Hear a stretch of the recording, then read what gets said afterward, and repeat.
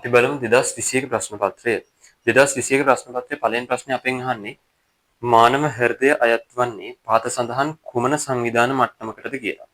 ඒතර උත්තරේ වෙන්නේ හෘදය කියන අවයවයක්. අපි ඒක පොඩ්ඩක් මෙහෙම පැහැදිලි කරගමු. දැන් මෙහෙමනේ. මෙතන අහලා තියෙන අපේ හෘදයනේ. සෛල ගොඩක් එකතු වෙලා තමයි මොකද්ද හැදෙන්නේ? පටකයක් හැදෙන්නේ. සෛල සමූහයක එකතුවක් තමයි පටකයක් විදිහට හඳුන්වන්නේ. මෙතනින් පසුගිය ප්‍රශ්න පත්‍රවල අහලා තිබ්බා. හරිද? එතකොට මෙතනත් ඔයා මතක් කරගන්න ඕනේ දෙයක්. හරිද?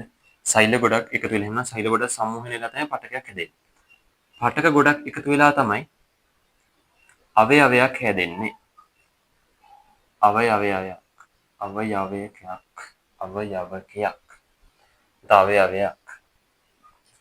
සෛල ගොඩක් එකතු වෙලා පටකයක්, පටක ගොඩක් එකතු වෙලා අවයවයක්. අවයව ගොඩක් එකතු වෙලා තමයි පද්ධතියක් හැදෙන්නේ. උදාහරණ විදිහට ආහාර ජීර්ණ පද්ධතිය, ඊට පස්සේ මොනවාද? බහිස්රාවී පද්ධතිය.